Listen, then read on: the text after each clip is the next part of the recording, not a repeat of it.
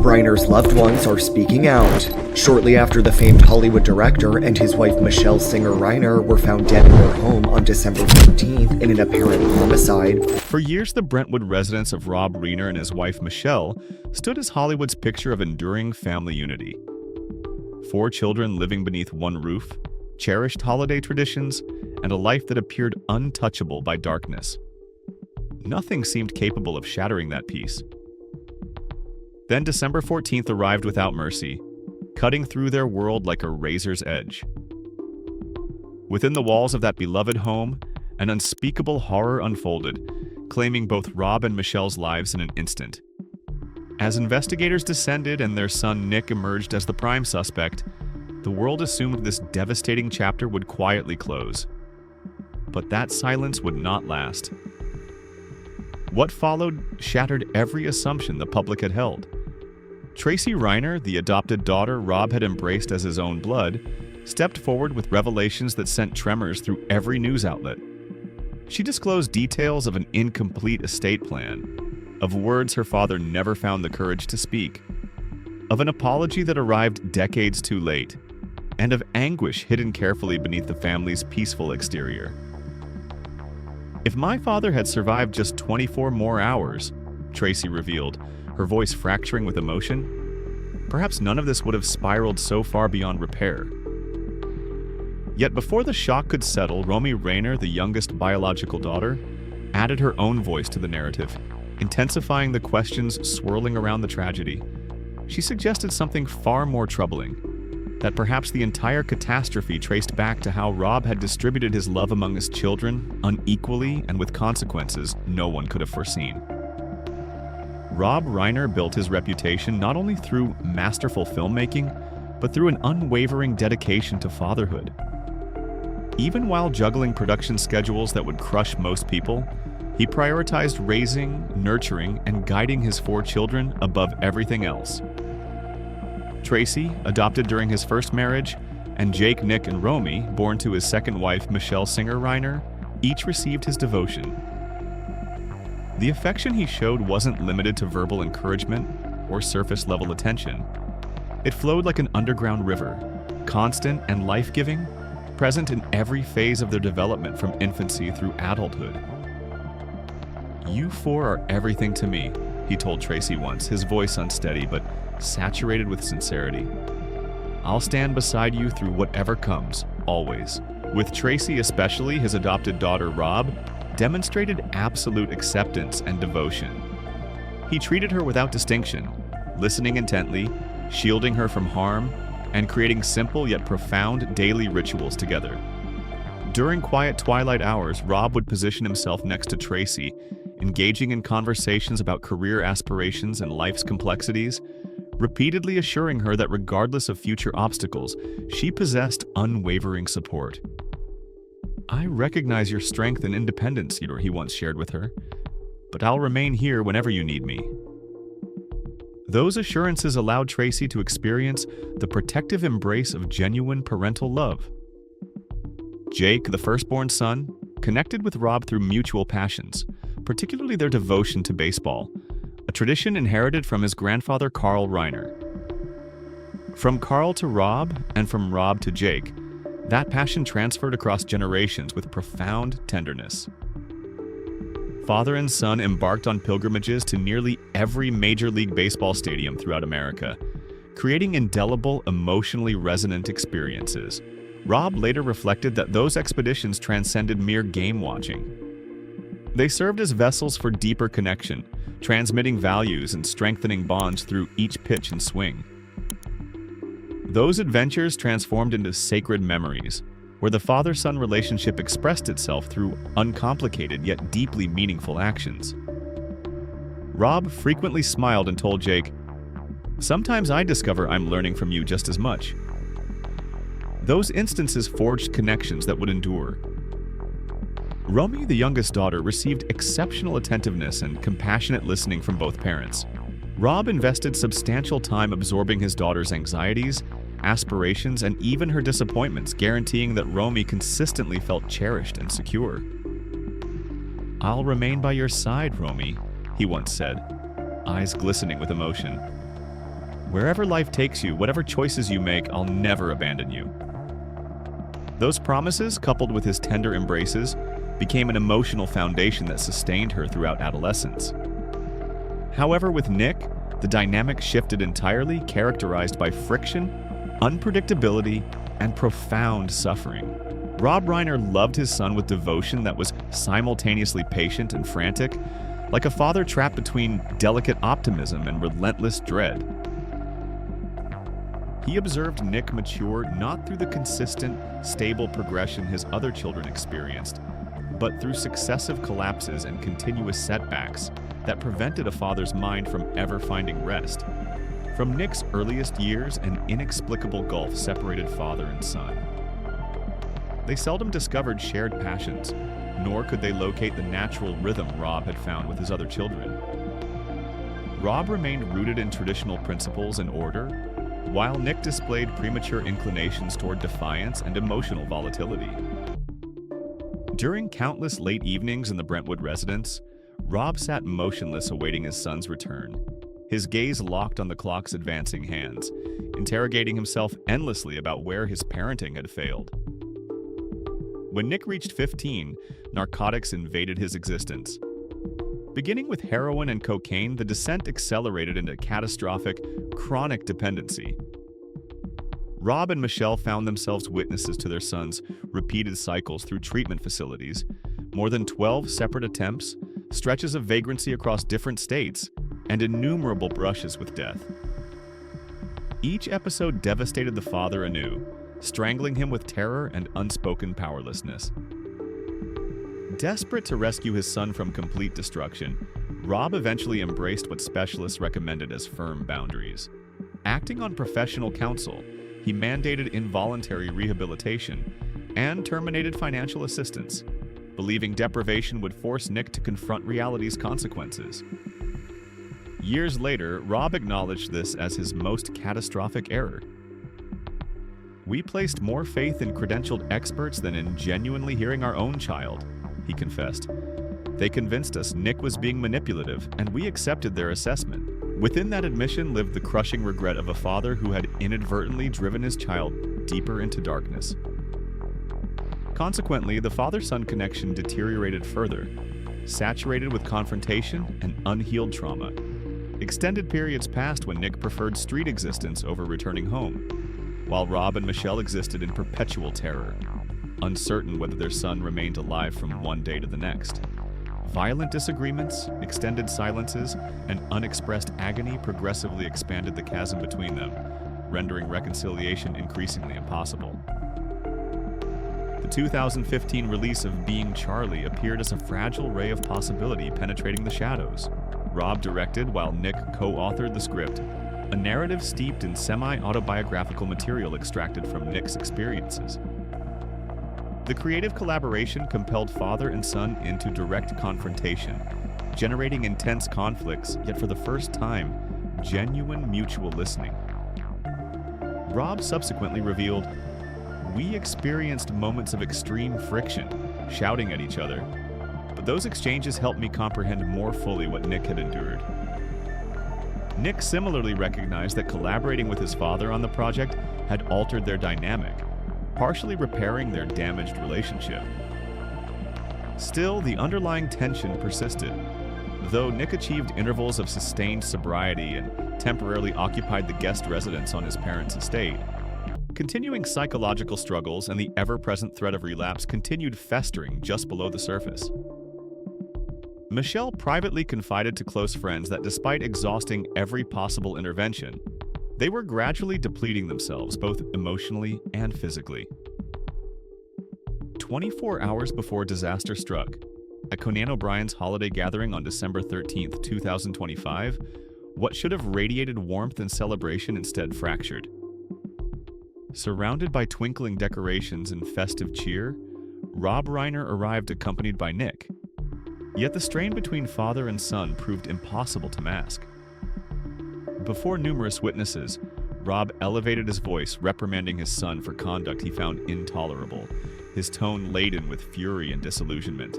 The gathering fell into immediate stillness as if every attendee recognized something profoundly disturbing was transpiring. Nick responded with intensity, his eyes reddened, his speech broken, carrying decades of accumulated wounds and bitterness. This transcended typical family discord. It represented an explosion of long-buried torment, the climax of a father-son bond perpetually oscillating between affection and suffering. In that instant, Rob delivered a single crushing statement: "I cannot continue shielding you if this is how you choose to exist," before pivoting away and departing, leaving Nick motionless amid the celebration. Many attendees later described that moment as an ominous warning. Perhaps that precise instant marked the breaking point when every reconciliation attempt, every gesture of forgiveness, and all remaining hope disintegrated completely. Christmas evening should have represented unity and joy. Instead, for Rob and Nick, it concluded in suffocating silence and averted gazes. On December 14, 2025, the catastrophe materialized. Rob Reiner and Michelle were discovered deceased inside their Brentwood residence in a horrifying homicide. Hollywood reeled in disbelief that a family once celebrated for closeness could encounter such a devastating conclusion.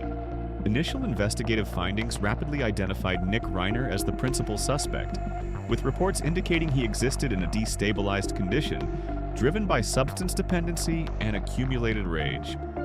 Authorities reported that during a moment of complete loss of control, Nick rushed toward the kitchen and seized a commonplace cooking knife, the substantial blade Michelle routinely employed for meal preparation. With that weapon, he first assaulted his mother, delivering catastrophic injuries that caused Michelle to perish quickly from hemorrhaging. Upon hearing the disturbance, Rob Reiner rushed to intervene and defend his wife. He too suffered Nick's attack, sustaining lethal wounds to his throat and torso. The entire incident transpired in a compressed, explosive interval, saturated with pandemonium and hopelessness, converting a formerly nurturing home into a nightmarish crime location.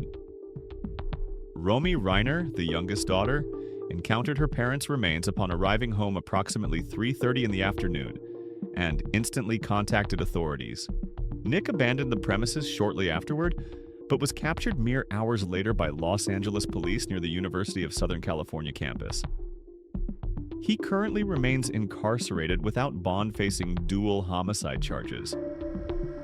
While the investigation proceeds with detailed examination, forensic analysts have verified that the injuries correspond precisely with the standard kitchen knife retrieved from the scene. This represents the most crushing tragedy conceivable, concluding the arduous odyssey of a family that had battled relentlessly against addiction's shadow. Following Nick's arrest, the mourning atmosphere intensified unbearably. The public grieved not merely for Rob and Michelle's deaths, but recoiled at the likelihood that the tragedy originated from family injuries that never received the opportunity to mend. If allegations prove accurate, it will constitute the most agonizing possible terminus to a father-son relationship once cultivated through both devotion and aspiration. Then, as holiday illuminations gradually dimmed, all that persisted was a demolished family, a severed father-son connection, and infinite questions destined to remain unanswered. Yet something more excruciating than the loss itself emerged when Tracy Reiner, the adopted daughter, finally revealed her truth. Her words commanded global silence because the reality underlying everything contradicted what people had long assumed. Following Rob Reiner and Michelle Singer Reiner's passing, while Hollywood remained submerged in astonishment and grief, Tracy Reiner became the first to shatter the quiet. Her voice wavered and cracked, as though each syllable extracted another piece of her memory. Tracy expressed that the suffering materialized too abruptly, too rapidly, permitting no one adequate time for preparation. Merely days before the catastrophe, she had still observed her father, still witnessed Rob alive and present, still heard him laughing and discussing life's most mundane details. No forewarning existed of such a horrific finale. "I had been with my father just last week," Tracy stated through tears. That single sentence rendered the truth more ruthless than anything else. During a condensed conversation with NBC News, Tracy couldn't conceal the overwhelming shock consuming her. "I come from the most extraordinary family," she said, her voice disintegrating completely. I don't possess words for this. I remain in absolute shock. These weren't statements crafted for publicity, but the reflexive response of a daughter violently severed from the secure, familiar world she believed would persist indefinitely. Tracy revealed that Rob and Michelle embodied the ideal parents any child could imagine. Rob, despite immersion in films destined to become legendary, consistently positioned his family as his supreme priority. He instructed his children about integrity, about compassion toward others, and about resilience after failure. Michelle, possessing the tender sensibility of a photographer and creative producer, consistently served as the compassionate listener, the steadfast pillar supporting each family member. Together, they constructed a household saturated with joy, even while occasionally confronting severe and inevitable hardships. What tormented Tracy most profoundly during the interview involved discussing Nick. She articulated that her parents genuinely loved Nick, possibly loved him with greater anxiety and distress than anyone else. Rob and Michelle consistently perceived Nick as the most fragile among their children, the one requiring the greatest protection, the deepest patience, and the most substantial compassion. They constantly told me how intensely they loved Nick, Tracy remembered, how concerned they remained about him. Even when circumstances became extraordinarily challenging, Rob and Michelle spoke of Nick with expressions containing both heartbreak and optimism. They comprehended that their son had experienced greater adversity than his siblings, understood that addiction had robbed Nick of his youth and tranquility. For precisely that reason, within their estate plan, they designated Nick a more substantial portion of their assets as a silent form of recompense, as a final communication declaring, "You remain our treasured son, regardless of what has transpired." One evening, Tracy entered Rob's private study alone, the sanctuary he valued above all others. Upon the aged wooden workspace, surrounded by incomplete manuscripts and pencils eroded through extensive use, she observed a brown notebook bearing no identifying markings on its exterior. It had rested there extensively, as though anticipating the appropriate moment for discovery. Tracy paused briefly, her heart accelerating, then gradually opened the initial page and immediately recognized she had accessed the most intimate, vulnerable dimension of her father's consciousness. The contents weren't professional notes, but fractured admissions saturated with anguish. Rob documented reflections about Nick, his penmanship more irregular than typical. He acknowledged remorse for maintaining excessive emotional distance throughout Nick's rehabilitation months, believing severity would strengthen his son's character. "Perhaps my approach was mistaken," he inscribed. Perhaps what he required was not strictness, but simply someone present beside him, even wordlessly. Tracy absorbed those sentences with frozen hands, her tears descending and saturating the pages. Throughout subsequent pages, Rob chronicled the powerlessness of a father, observing his child's downward trajectory without possessing the capacity to reverse it. "No suffering compares to witnessing your own child endure agony while being incapable of absorbing that pain in their place," he wrote. "If only I could bear it for him, even momentarily." These words weren't refined or elaborate, but unfiltered and genuine, resembling wounds that had never properly healed. One passage proved too overwhelming for Tracy to continue immediately. Rob confessed his fear that Nick might believe he had been forsaken. "If you believe your father doesn't love you, that failure belongs to me," he wrote. "I love you so profoundly that I lack understanding of how to love you correctly." Tracy collapsed into the chair, pressing the notebook against her chest, finally comprehending that her father's silence had never represented indifference, but terror concealed within his core. Amid all those pages soaked in regret, a delicate thread of hope still existed. Rob wrote that he perpetually envisioned a day when Nick could experience ordinary existence. Not remarkable or extraordinarily accomplished existence, but simply life peaceful enough to breathe without struggle. "If you can awaken each morning without self-loathing," he inscribed, "that alone would satisfy me completely." Reading those lines, Tracy fragmented entirely, weeping because it represented something her father had never verbalized directly to Nick. She recalled instances when Nick accused their parents of incomprehension, of desertion during his greatest need. Tracy had contested those accusations, had responded with anger, but now gripping the notebook, she perceived only a far quieter and more profound tragedy. 2 generations loving each other with absolute totality, yet unable to discover a common language enabling true connection. "I apologize for my absence when you needed me," Rob inscribed on the concluding pages, like a delayed confession destined never to reach its recipient. Tracy closed the notebook with extreme care, as though fearful that even minimal movement might further damage the words contained within. In the vacant room, she whispered gently, "Dad loved Nick so intensely. They simply didn't know how to communicate it to each other." The sentence dissolved into stillness, unanswered, yet it seemed the aged wooden walls themselves were silently bearing witness. According to Tracy, the ultimate tragedy didn't reside in how extensively her parents had given, but in Nick's failure to genuinely comprehend it. "They loved Nick so profoundly," she stated, her voice constricting to the point requiring pause. But perhaps Nick never experienced that love in the manner they hoped he would. It wasn't an indictment, nor a retrospective condemnation, but a tender sorrow, as though every opportunity for restoration had quietly evaporated. Tracy elaborated that throughout many years, Nick had routinely blamed their parents for misunderstanding him, for insufficient presence, for loving him inadequately. Those accusations sometimes detonated in rage, sometimes smoldered like chronic injuries, progressively accumulating into an unbridgeable distance. The parents loved their son according to their understanding, while Nick anticipated something different.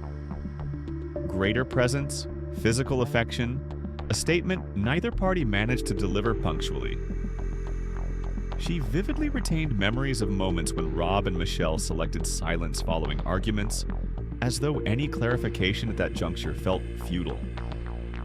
They never ceased loving Nick, but that love invariably accompanied bewilderment and apprehension that excessive communication might propel him further away. They existed in tremendous pain, Tracy stated very gently, but they never abandoned hope that eventually Nick would comprehend. Ultimately, Tracy emphasized that through her perspective, Rob and Michelle weren't merely parents, but human beings perpetually attempting righteous action, even when it demanded payment through suffering. "My father wasn't flawless," she said quietly, "but he loved his children with absolute entirety, and that precise truth rendered their loss more unbearable than anything imaginable." Simultaneously with Tracy's disclosure, the immediate Reiner family issued an official declaration represented by youngest daughter Romy Reiner, the individual who directly confronted the most devastating instant of her existence. In a concise message transmitted to Variety, the words resonated like a weighted exhalation amid a tempest of loss. "We are profoundly devastated by this abrupt loss and request privacy throughout this extraordinarily challenging period." Merely several brief sentences, yet they conveyed immeasurable grief from children who forfeited both parents within a single catastrophic day. Romy Reiner, 28 years old, a gifted young woman pursuing endeavors in performance and screenwriting, was the individual who visited her parents' residence that afternoon. Residing nearby, she frequently appeared to converse, to share unremarkable moments with Rob and Michelle, the 2 individuals she had consistently proclaimed as her life's greatest influences. Nobody could have anticipated that what appeared as a routine visit would transform into a horrifying nightmare. When Romy opened the entrance and advanced into the familiar Brentwood dwelling, she instantly confronted a scene no child should ever be compelled to witness. Her parents lying immobile, displaying severe blade injuries. She experienced such profound shock that she couldn't produce a single utterance, her body convulsing, her consciousness emptying as though drawn into a bottomless abyss. According to sources proximate to the family, Romy positioned herself silently weeping in a house corner, tears descending soundlessly, as though any audible expression might further fracture her already devastated heart. That instant imprinted profound psychological trauma upon Romy. She couldn't accept that merely hours previously her parents had still existed. Rob with his characteristic warm expression, Michelle with her gentle, reassuring embrace. Presently, all that persisted was expansive emptiness, and the horrifying recollection adhering to her every second, every minute. Mental health specialists observe that trauma of this magnitude can generate post-traumatic stress disorder, manifesting through recurring nightmares, irrational culpability, or disconnection from surrounding reality. Regardless of her inherent strength, Romy remains ultimately a young woman confronting the greatest anguish of her existence. The family rapidly assembled. Jake, Tracy, and their closest companions mobilized to support Romy throughout this shadowed interval. Yet everyone comprehends that such an injury will demand extensive time for recovery, if complete healing proves attainable whatsoever. As holiday lights continue fading and the world gradually progresses, the Reiner family remains suspended in unimaginable grief, carrying wounds that may never fully close, and questions that will forever echo unanswered through the empty halls of what once was home.